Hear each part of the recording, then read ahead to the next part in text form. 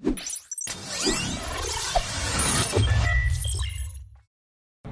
obrigado, boa tarde, é um prazer estar aqui com vocês. Nós estávamos na Honda hoje pela manhã e foi uma excelente visita e eu lembrei que os japoneses têm uma característica em termos de funcionamento, né, social, organizacional, tudo é absolutamente cronometrado, são precisos, as festas têm começo e fim no minuto. E tem uma coisa que para a gente chama um pouco mais a atenção, assim, porque é inesperado. Quando você está numa reunião pequena ou plenária, as pessoas podem dormir. Ninguém vai achar estranho. Mas a gente não está no Brasil. Se alguém dormir aqui, eu vou ficar triste. Então, por favor. Qual é a ideia aqui? Né? Agradeço a oportunidade, porque eu acho que é legal poder trazer para vocês algumas histórias, alguns personagens que vão nos ajudar a entender o que nós estamos passando e como a gente pode se orientar melhor daqui para frente. Então, trazer brevemente algumas histórias que eu acho bem significativas e estruturar um pouco essa questão de mudança e renovação organizacional. Eu vou usar como sinônimos. A mudança é mais um processo, a renovação é mais o resultado, mas a gente pode usar como sinônimos. E qual seria o nosso papel, né, nessa situação? Então eu vou começar falando de uma empresa que eu admiro muito, alguns já ouviram falar, que chama Corning. A gente chamava Corning Glass. E ela é uma empresa fantástica, porque ela já tem 130 mais anos, e ela tem no seu DNA a mudança, a transformação. Para vocês terem uma ideia, ela começou como a empresa que fazia os bulbos para as lâmpadas elétricas do Thomas Alva Edison, da General Electric, né? Um a um. E ao longo do tempo, eles passaram a fazer máquinas de bulbo, aprenderam a desenvolver os tubos de raios catódicos, tubos de TV. Se alguém aqui não sabe o que é um tubo de TV, pergunte para o pai, para os tios, né? Durante 1 a 2 décadas, a Corning viveu em cima do faturamento e das receitas que vieram desses tubos de raio catódico. Aí a Philips veio fazer tubos, os japoneses foram fazer tubos, esse negócio ficou meio de lado. Eles se reinventaram, eles desenvolveram fibras óticas, eles desenvolveram os catalisadores dos automóveis, eles fizeram, assim, só uma curiosidade, eles fizeram o maior pedaço de vidro que já foi construído pelo ser humano, que está no telescópio Hubble, é uma peça de 27 toneladas, quase 9 metros de diâmetro, eles que fizeram. As telas dos nossos celulares, as telas de cristal líquido da televisão, das televisões, esses caras que desenvolveram mais do que ninguém. Então, assim, quem entra na Corning sabe como ela funciona. Ela se reinventa em termos de produto, em termos de inovação, a cada década, a cada 2 décadas. Na maior parte das outras empresas, não necessariamente você tem essa mudança de produto tão contínua, né? Então, é bom a gente perceber que algumas empresas que têm o seu funcionamento baseado em mesmo produto por mais tempo, também tem que se renovar de quando em quando. Então eu vou falar um pouquinho dessa empresa aqui agora, da própria GE, né? E de um personagem que fez parte da história, é considerado hoje um dos maiores executivos, né, que já passou por alguma empresa no mundo, que é o Jack Welch, né? Ele substituiu um cara que tinha sido muito bem sucedido no começo dos anos 80, e como a maior parte dos presidentes da General Electric, eles ficam lá por 15, 20 anos. Né? E o Jack Welch ficou 20 anos como CEO da GE mundial. E durante esses 20 anos ele teve a oportunidade, ele esteve à frente, ele desenhou 3 fases diferentes para a empresa. A primeira fase, quando ele chegou lá, o que aconteceu? A GE não estava exatamente bem financeiramente, ela estava com vários negócios que eram deficitários e ele teve que fazer uma reestruturação monstruosa. Simplificou estrutura, processos. Eles tinham 400 mil funcionários, ele Em 5 anos eles demitiram 120 mil pessoas. Eu tive a oportunidade, 10 anos atrás, teve um evento lá no INSPER, e o Jack Welch foi convidado, e eu pude me atrever a fazer uma pergunta para ele, né? E eu perguntei se era a mesma pessoa, com os mesmos valores, que tinha passado lá pelos 20 anos. Né? Sendo um cara que fez outras coisas muito interessantes, mas no começo ele teve que fechar dezenas de negócios e demitir mais de uma centena de pessoas. Né? Felizmente ele não me deu uma sapatada, mas cruzou os braços, ele não gosta de lembrar disso, mas ele foi absolutamente, como sempre, brilhante e específico na resposta. Ele falou assim, olha, o que a gente vivia naquele momento não permitia outra coisa. O que eu tinha lá era televisores sendo fabricados em Nova York, com preço de custo sendo maior do que o preço de venda que os japoneses colocavam nas lojas em Nova York. Assim, não tem muita conta para fazer. Então essas lojas, essas fábricas, perdão, tinham que ser fechadas. Ele redirecionou o negócio, foi para serviços, foi para tecnologia e fez outras 2 fases depois, brilhantes, uma delas voltada a desenvolvimento de pessoas e a renovação através de ideias e a de conhecer melhores práticas em outras organizações, e uma terceira onda ainda nos últimos 6, 8 anos, com muito foco em serviços e qualidade e no desenvolvimento dos seus diretores e gerentes, né? No caso dele, com essas 4 frentes aí, de energia, capacidade de energizar, capacidade de você tomar decisões difíceis e de fazer acontecer. Né? Então, assim, por que o exemplo dele é interessante? Porque ele traz para a gente a história de alguma coisa que teve que se reinventar com alguém à frente, passar por um período de turbulência, para depois, renovada a empresa, estar com resultados ótimos. Né? Um outro exemplo que eu queria trazer para vocês é o da Nissan. O personagem é um pouco menos conhecido, embora tenha nascido em Porto Velho, que é o Carlos Ghosn. Ele é filho de libanês e francesa, estudou nesses 2 países, ele se iniciou como executivo na Michelin, aos 30 anos ele já fez o turnaround da Michelin aqui no Brasil. Depois foi vice-presidente da Renault em 96, e quando a Renault fez associação com a Nissan, ele foi colocado como CEO em 1999.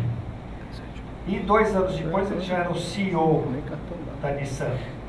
E ele foi para o Japão, e o que ele encontrou lá? Ele encontrou uma empresa que tinha funcionários absolutamente bem qualificados, talentosos. Encontrou uma empresa que sabia fazer a manufatura e trabalhar com tecnologia de ponta, engenharia de primeiríssima linha.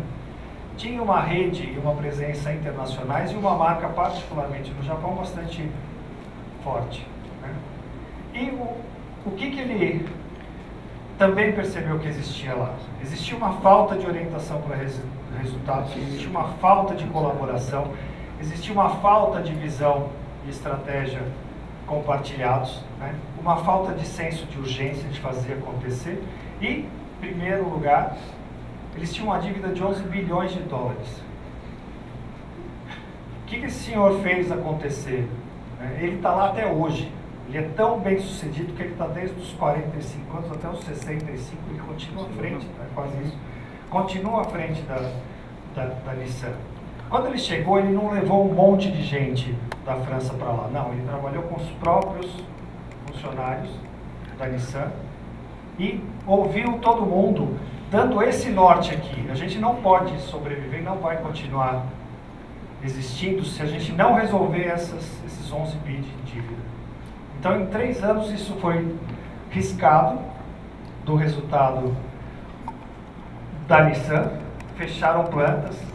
Para os japoneses, você deixar de considerar senioridade e passar a considerar performance era alguma coisa bem chocante naquele momento.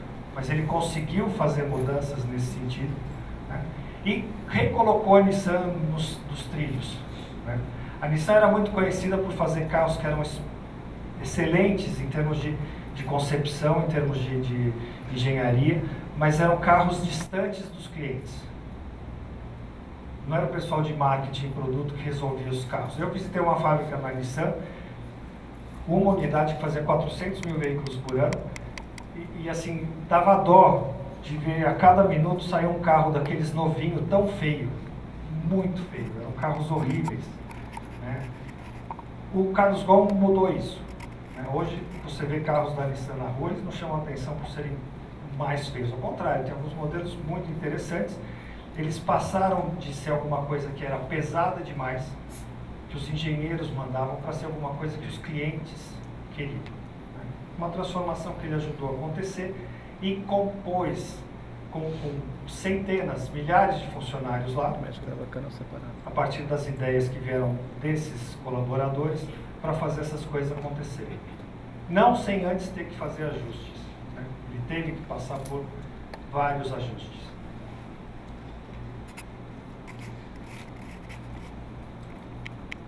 Como características pessoais, ele era absolutamente um grande comunicador, ouvinte, cobra como ninguém, foco, resultados, ação, e alguém que conversa com todo mundo em qualquer nível, a qualquer momento, né? E ganhou um apelido também de 7-Eleven, por trabalhar das 7 da manhã às 11 da noite, né? É um workaholic também. É um outro exemplo interessante para a gente ter em mente de uma empresa que se renova a partir de um contexto em que ela tem que mudar. Porque se a gente levar o exemplo para algumas empresas nacionais, né, eu não vou me estender aqui, porque para cumprir o meu tempo, né, mas assim, algumas empresas nacionais fizeram a lição de casa muito bem ao longo do tempo e outras não. De se reconstruir, de se reestabelecer em novos moldes. E as que não fazem isso, não conseguem se adaptar às circunstâncias, ao contexto, elas simplesmente, e na maior parte das vezes, elas desaparecem. Então, a mudança, a renovação é uma questão, não é se eu quero ou não fazer. Eu devo fazer com eficiência, ou o risco que eu corro é simplesmente sair do mapa. É assim que as coisas funcionam, né, no mundo corporativo dinâmico que existe hoje. Tudo bem?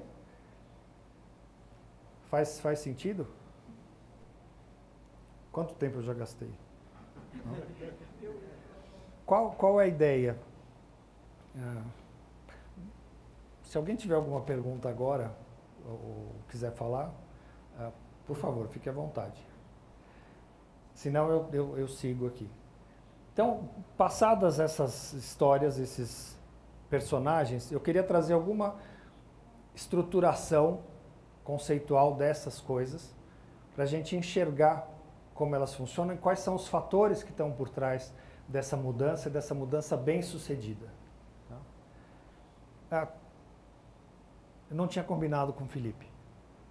Assim, esse senhor aí, o cara que estava no Beagle, né, o Charles Darwin, é o cara que tem a frase assim: não são nem os mais fortes, nem os mais velozes que ganham a competição de sobreviver no longo prazo. São aqueles capazes de mudar, de se adaptar.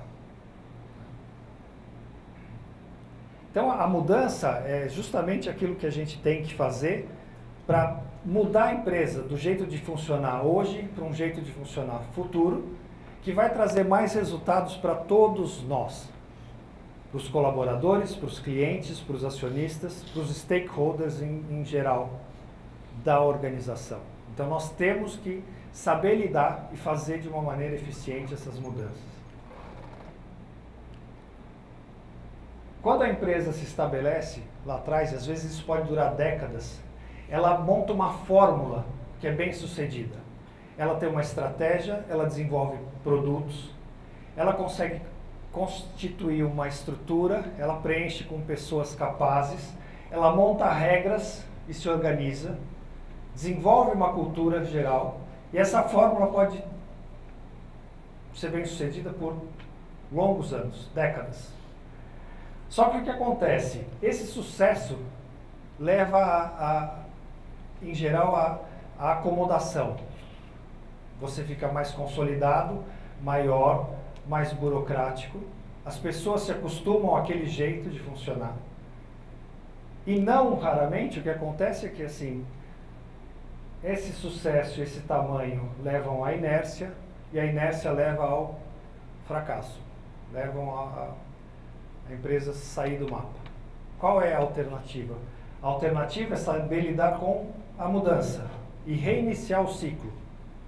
Recriar em novas bases aquilo que vem a ser essa congruência em termos de estratégia, estrutura, pessoas, organização e cultura. Tá?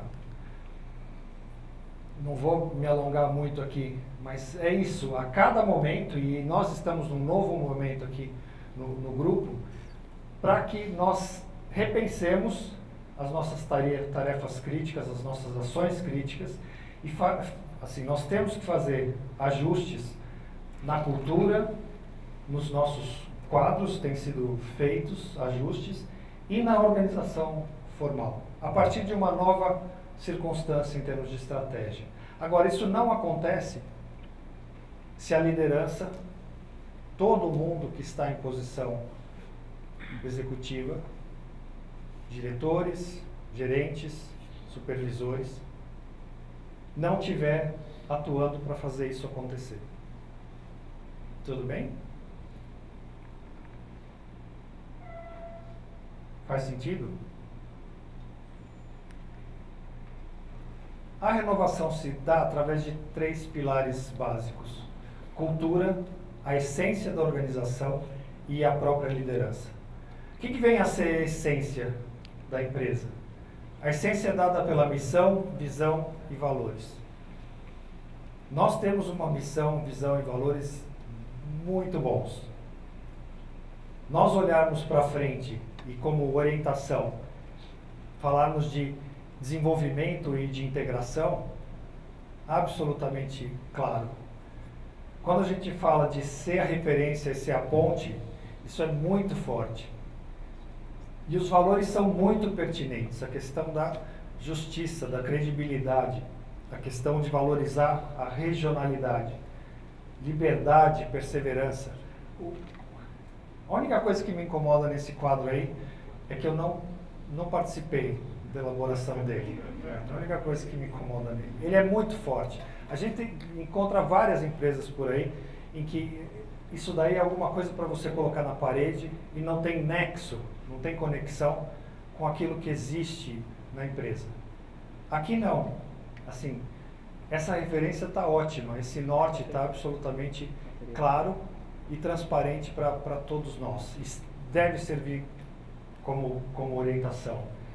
Em termos de cultura, né, a cultura da empresa tem a ver com os símbolos, os rituais, o layout. Não é à toa que a gente está abrindo as áreas. O layout da empresa significa o que está acontecendo nela. Então, derrubar paredes, criar janelas, criar conexões tem a ver com o nosso momento. A cultura tem a ver também com normas políticas e procedimentos, mas ela principalmente tem a ver com o comportamento das pessoas que estão nas posições de liderança. São os chamados valores em uso.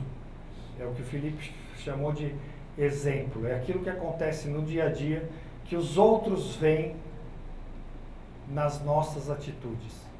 É como nós somos percebidos, é o nosso exemplo. Esse é o pilar fundamental da cultura de uma organização. Qual é o comportamento dos líderes?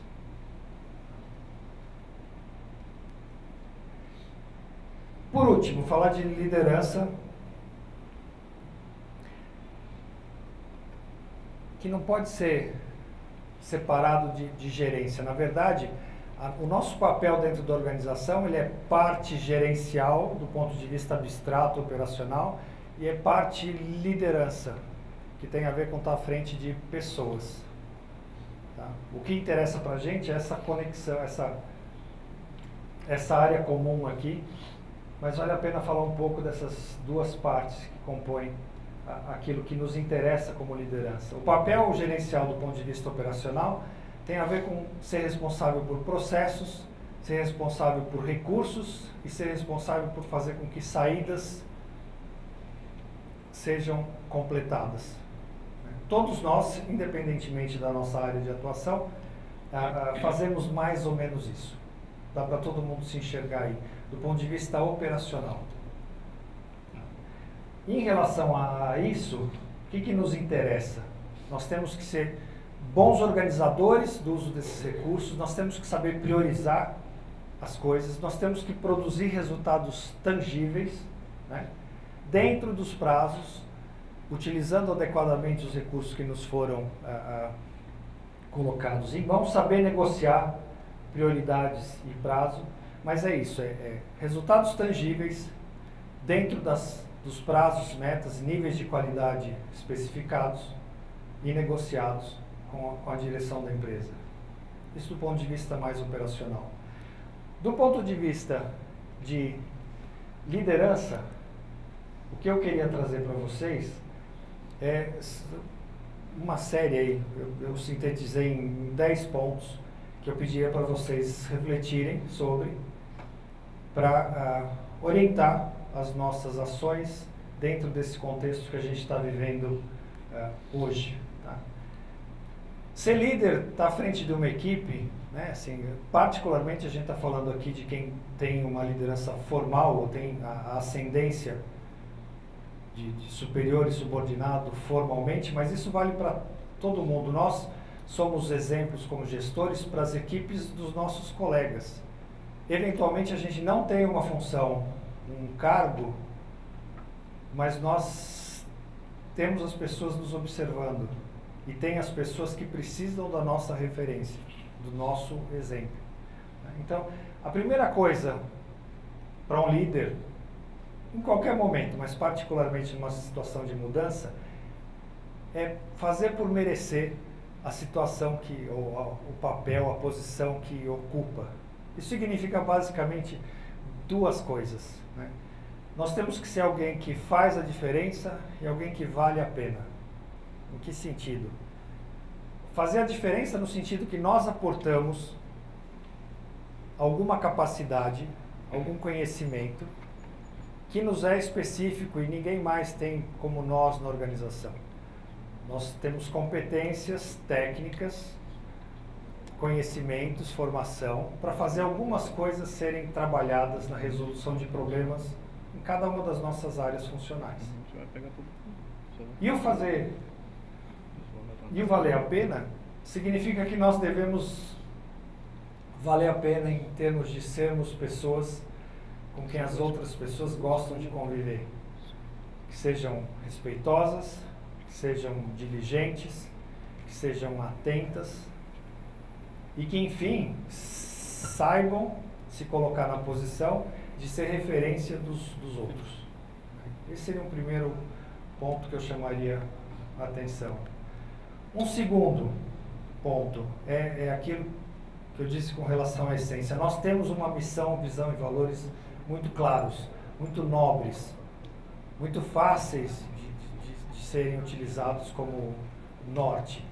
E isso tem que ser passado para aqueles que trabalham conosco, né? O ser campeão aqui significa ser o sujeito que carrega a bandeira, né?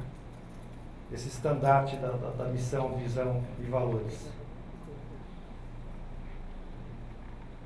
Liderança não acontece sem confiança e sem credibilidade.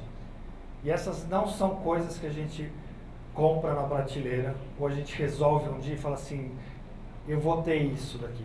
Não, é alguma coisa que se constrói ao longo do tempo, por conta de um relacionamento constante, por conta de um comportamento que seja previsível, seja lastreado em valores. E as pessoas passam então a saber que podem contar conosco. Esses verbos são muitos, e eu peço para depois vocês terem acesso a esses slides e reverem isso de vez em quando, tá? É bastante coisa. Comprometer, envolver, comunicar, ouvir, explicar, persuadir, inspirar. As pessoas precisam saber o que está acontecendo e por que está acontecendo. Todo mundo precisa saber, não são grupos privilegiados, então nós precisamos... Ok, não é porque é uma empresa de comunicação que a gente sabe necessariamente fazer isso de maneira automática para dentro. Tem que existir disciplina, tem que existir intenção. Então a ideia é explicar por que as coisas estão acontecendo e principalmente a gente precisa se convencer antes de tentar convencer outros. As coisas precisam fazer sentido para nós. Então cada um de nós precisa entender, por exemplo, que quando se reduz, né, quando o Jack Welch estava fechando uma fábrica de televisores, ou estava demitindo 5, 10 mil pessoas, ele estava tentando garantir o emprego de outras 300 mil. E quando existe um mercado que é apertado, duro ou muito flutuante, os especialistas em finanças vão dizer antes de mim que o jogo, antes de mais nada, é você trabalhar custos fixos. Você tem que reduzir custos fixos, senão você não sobrevive à turbulência. Então as regras que valiam anteriormente não necessariamente são as mesmas que vão valer para frente, porque o jogo mudou. E as empresas de comunicação, por sorte, né, nós estamos ligados à mídia televisiva, ao rádio, que tem sofrido, por exemplo, muito menos do que as empresas de jornais e revistas, né, que além de tudo tem um componente de custo fixo muito mais elevado do que o nosso, né, por conta, por exemplo, da parte gráfica. Mas eu peço para vocês ouvirem e repassarem esses verbos de vez em quando daqui para frente. Tá? Você não consegue estar à frente de uma equipe de uma maneira adequada se a gente não tiver uma postura positiva. Conseguir transformar e passar energia que seja de construção. A gente fala assim, ok, nós temos, é que nem o piloto do avião ontem, né? E cada um de nós tem a nossa nave, né, para ajudar a frota a chegar no lugar de destino.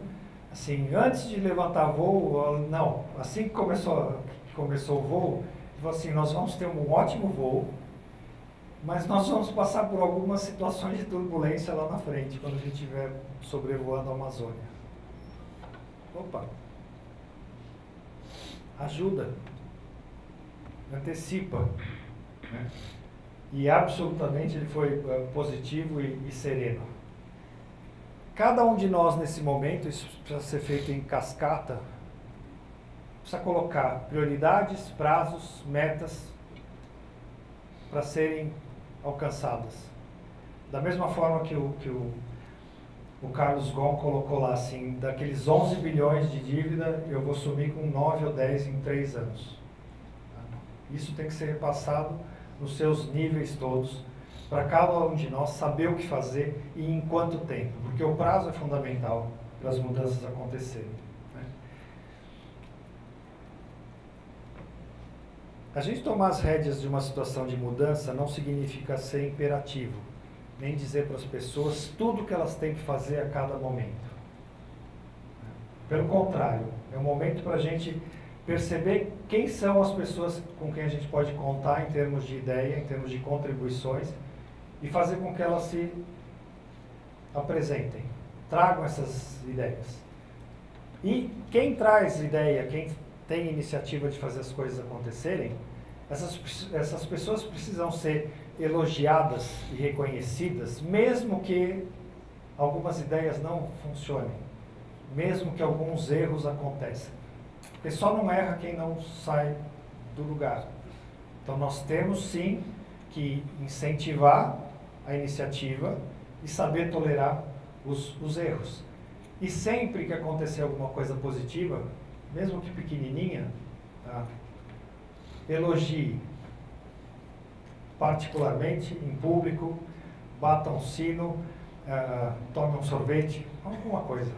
Tá? Vale a pena. Caramba.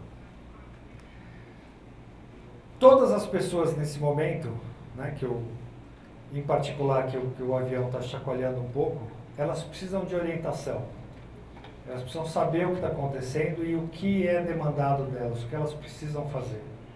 Com um conceito que foi criado por dois pesquisadores da área, que eu acho muito feliz, que eles falam que é você ter com seus subordinados o que eles chamam de empatia firme.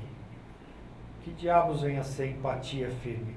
Empatia no sentido de que nós nos aproximamos e nos identificamos, reconhecemos as virtudes, estamos preocupados com o que está acontecendo, com cada um dos nossos subordinados, mas nem por isso nós vamos ser tolerantes com comportamentos inadequados ou com baixa performance. Então, assim, esse conceito que eu peço para vocês revisitarem também, né, daqui para frente, assim, empatia firme. Ao mesmo tempo eu tenho que ser próximo, cuidadoso, preocupado, mas eu tenho que saber cobrar e tenho que cobrar. Tudo bem? Penúltimo. As empresas hoje não têm condição de falar para as pessoas, olha, nesse ano você vai estar nessa posição, daqui 3 anos você está em outro, daqui 3 anos você está em... Isso não existe mais. Praticamente em nenhum lugar do planeta, em nenhum setor. Mas sim, todas as pessoas são ávidas por se desenvolverem, por aprenderem coisas novas. A cada 1 ou 2 anos, você tem que conseguir colocar 1 ou mais linhas no seu currículo. Porque você aprendeu alguma coisa nova, você participou de um projeto muito legal, você conheceu uma outra praça. Todos nós, como gestores, somos responsáveis por criar essas oportunidades de desenvolvimento para as pessoas que estão com a gente e de estarmos próximos dessas pessoas, para nós mesmos passarmos nosso conhecimento para elas. Por último, são só 2 botões, mas eu estou com alguma dificuldade aqui. Ter responsabilidade e ter coragem. Tudo que o grupo não precisa hoje é alguém em posição de executiva, de gestão, alguém que tem responsabilidade direta por uma equipe, fala assim, olha, isso está acontecendo porque pediram para eu fazer assim. Ou isso está acontecendo porque fulano de tal que está demandando. Nós somos parte dessa cadeia. Se a gente não consegue entender nexo, sentido naquilo que está sendo feito e estamos incomodados, isso serve como sinal de alerta, assim. Como a gente vai conseguir ficar à frente, levar à frente a nossa área, as pessoas que estão sob nossa responsabilidade, se a gente não acredita naquilo que está acontecendo? Então, responsabilidade e coragem de falar assim, isso está sendo feito porque é preciso. É assim que, óbvio, a gente tem que contribuir para as melhores soluções serem adotadas nesse momento, mesmo que difíceis. Mas isso tem que ser... Tem um outro filme que eu acho legal, quem tiver a oportunidade de ver, chama Cartas de Iwo Jima. Né? E é muito interessante porque o general japonês que foi colocado à frente de uma ilhota lá para impedir o avanço da frota americana, né, no final da Segunda Guerra, ele inclusive, num determinado momento, ele já sabia que estava morto. Né? Ele não ia conseguir vencer a batalha e ele, como oficial japonês, ele sabia que não ia ter como sobreviver. E mesmo depois de várias derrotas parciais lá, ele pegou o grupo que ele tinha à frente dele e ele faz o seguinte movimento. ele tira a espada dele e fala assim: eu estarei sempre à frente de vocês.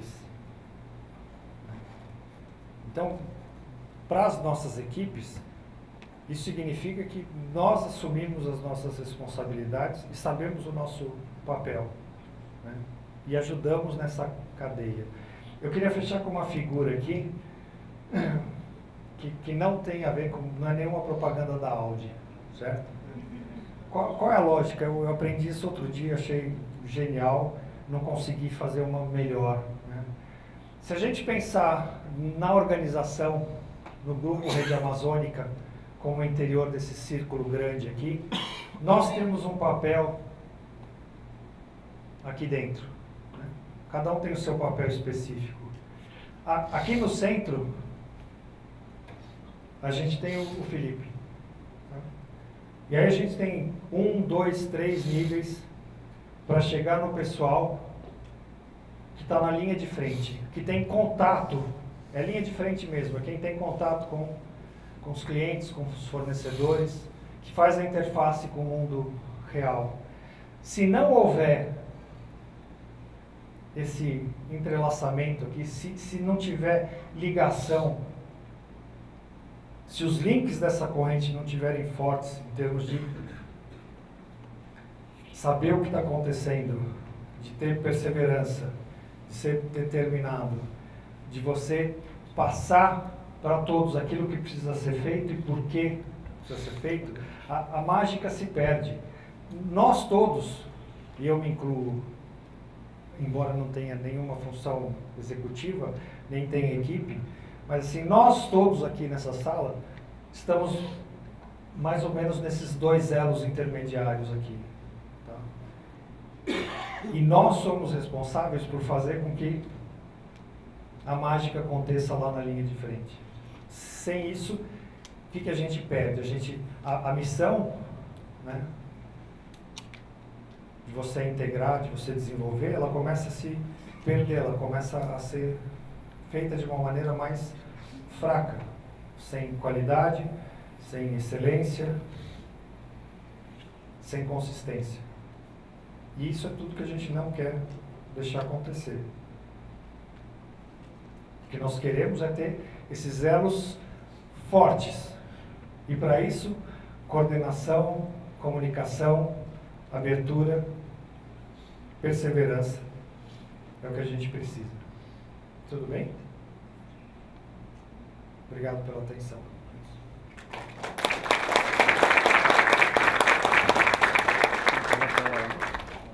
Luiz.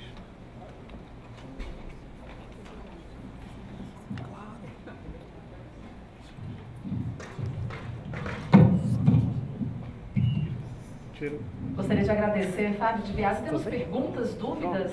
Alguém se manifesta? Fábio, por favor, poderia voltar aqui ao palco para que a gente possa aproveitar esse momento para os questionamentos?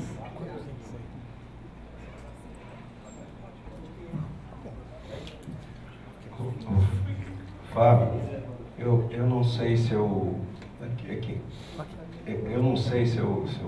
não vi direito, mas parece que quando você mostrou ali a situação da Nissan, que o Carlos Gon encontrou uma equipe talentosa, dedicada, enfim.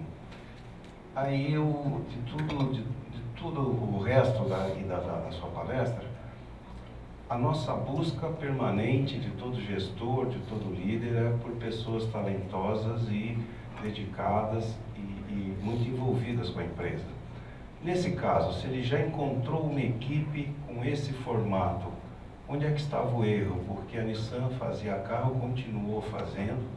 Onde é que era o erro que ele teve que enxergar para a coisa se renovar? Ótima pergunta. Sim, o que acontece é que, com o passar do tempo, aquela sua receita, que foi um sucesso, ela deixa de ser funcional, né? A Nissan, pelo que eu aprendi, assim, em termos de imagem, lá no Japão, por exemplo, ela tem até uma imagem mais sofisticada e mais desejada do que a Toyota, né, em termos de veículos. E sempre fez coisas de excelente qualidade. Mas quando você começa a deixar escorregar né, a questão de foco em ter resultado. Você passa a se preocupar, porque eles se preocupavam muito lá, em ter excelência tecnológica, em terem carros robustos, né, de qualidade, mas não se preocupavam com prazo, como deveriam. Né. A cadeia de fornecimento ao longo do tempo foi se deteriorando em termos de eficiência. Então, isso acontece em muitas empresas. À medida que você se desloca muitas décadas a partir da sua fundação, aquele brilho, aquela energia vai se dissipando e você meio que passa a fazer as coisas automaticamente. Só que o automaticamente, enquanto o mundo está mudando, não funciona mais, né?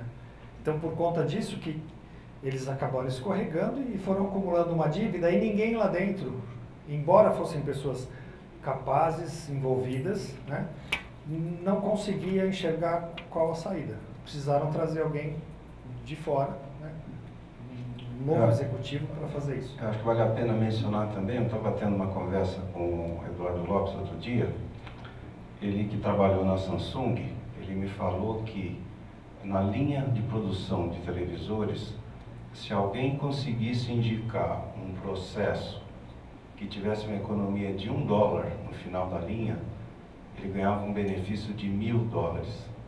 Né? Enfim, então eu acho que tudo isso vale para qualquer nível de funcionário. Quando tiver uma sugestão que você possa melhorar a tua eficiência, vale a pena uma recompensa.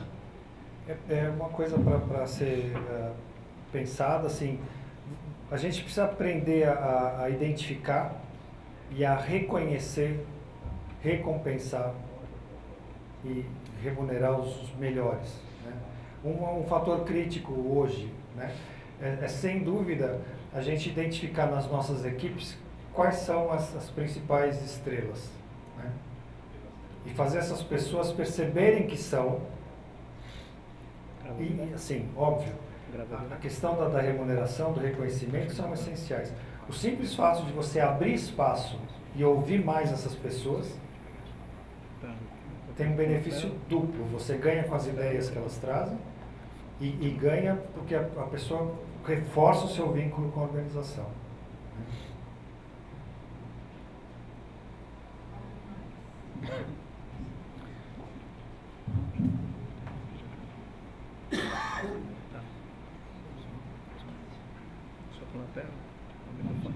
Boa tarde a todos, boa tarde, Fábio, como vai? Tudo bem? Tudo bem. O senhor falou muito sobre esse aspecto que nos remete à governança corporativa, né? Que é um fator primordial hoje no desenvolvimento sustentável das grandes corporações. Eu gostaria que o senhor falasse um pouco também sobre o papel do gestor na formação das suas equipes, porque às vezes a gente acredita que só precisa receber uma equipe pronta, mas que o senhor também falasse um pouco nesse aspecto e da responsabilidade do gestor, não só passar o aspecto da cultura, de valores, mas também ser uma pessoa que promova o conhecimento na sua equipe e que possa realmente disseminar esse conhecimento com o objetivo de atingimento das nossas metas. Obrigado pela pergunta. Antes de responder a sua questão, assim, aquilo que eu tentei trazer para vocês, assim, embora a minha fala não seja de eu não sou muito bom assim de palco, né? Eu falo de uma maneira mais pausada, mais repetitiva, mas não é a intenção de passar para vocês um sermão. Não é para isso que eu estou aqui. Eu estou resgatando algumas histórias e algumas coisas que se aprendeu ao longo das décadas que funcionam ou não funcionam nas organizações. Então, assim, a experiência mostra que o caminho é mais ou menos esse. É nesse sentido que eu trouxe essas ideias para a gente debater aqui. A formação, assim, o esforço de formação de uma equipe é absolutamente contínuo, né? Mesmo que você ache que em um determinado momento tem todas as pessoas com todas as qualidades possíveis, né? Isso é dinâmico. As pessoas precisam de espaço para se desenvolver. É natural que elas evoluam, assumam outras posições, eventualmente saiam da empresa. Então, tem que se ter um esforço de formação e de contratação, isso vale para a empresa como um todo, que é contínuo e precisa ser das coisas mais importantes que existe em termos de gestão de pessoas, em termos de liderança, né? Saber identificar as pessoas, e eu particularmente acredito nisso, e tem pesquisas para falar disso a respeito. As pessoas precisam ser contratadas, antes de mais nada, por duas características. Independentemente delas terem o conhecimento específico completo necessário para aquela... Elas precisam ter um conhecimento mínimo para desempenhar. Mas elas precisam ser contratadas por conta de inteligência, porque pessoas inteligentes conseguem aprender rápido e conseguem solucionar problemas. E, além da inteligência, não menos importante, postura. Qual é a atitude que eu tenho? Que pessoas que eu trago para a organização ou que pessoas eu mantenho no meu time hoje? Se é alguém que não encara de uma maneira positiva, construtiva, não sabe ser colaborativo, não está interessado em desenvolver os serviços, as coisas que a organização produz, não está interessado em se desenvolver minimamente, por que eu vou segurar uma pessoa dessas na minha equipe? Eu preciso repensar. E o trabalho do gestor é absoluto, assim, quando a gente fala de cultura e que a principal característica da cultura, ou assim, aquilo que se respira em termos de cultura, vem do posicionamento e da postura, do comportamento dos gerentes, dos líderes no dia a dia, um pouco disso vale para a construção da equipe. O quanto cada um de nós está presente para ajudar os nossos subordinados a se desenvolverem, a encontrarem o caminho, a avançarem. Faz parte da nossa agenda, né? Nós estamos sacrificando, estamos investindo tempo e energia para fazer essas pessoas crescerem. Eu tendo a enxergar dessa forma.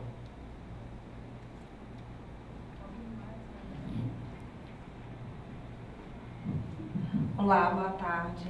Esse ano a gente teve uma convenção da CBN e um dos pontos que foram destacados justamente é essa questão de como está o mercado. E o Max Guerin abordou um tema muito interessante. Ele disse que o principal desafio do RH era contratar com velocidade. Até porque a rotina, a sociedade estava bem acelerada, né? Então, o papel do gestor é construir uma equipe, é você orientar, e tudo isso demanda tempo. Como é que a gente faz isso se a rotatividade dessa equipe sempre é tão grande?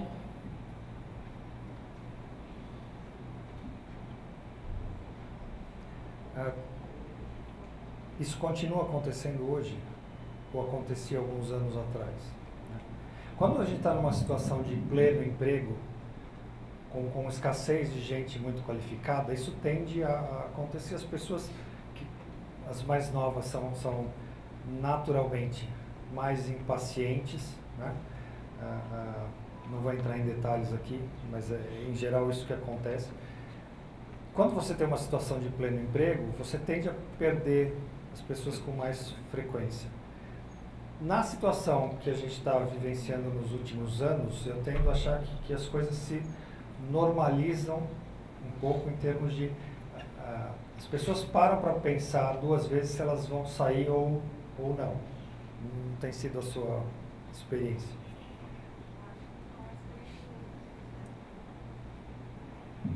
Desculpa.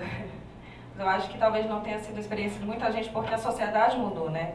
As pessoas costumam sair de casa mais tarde, elas costumam ficar na casa dos pais, então assim, por mais que a gente não está falando só de jovem de 20 anos, a gente está falando de 30 e pouco, 40, então assim, a sociedade mudou, né? Não é um comportamento só de economia, é um comportamento cultural também. Você tem toda a razão. O que a gente não... alguns cuidados básicos, né? Assim, os desafios precisam ser à altura da capacidade / potencial que essa pessoa está trazendo. Você não pode trazê-lo para funções muito simples ou engessadas, porque eles não vão ficar. A remuneração precisa ser adequada, a gente não precisa fugir muito do mercado, não deve fugir muito do mercado, mas você tem que saber trabalhar de acordo com o que, assim, o sujeito precisa saber que se ele for trocar, ele não vai ganhar mais do que ele está ganhando aqui, né? Então você tem que ter uma equidade externa razoável.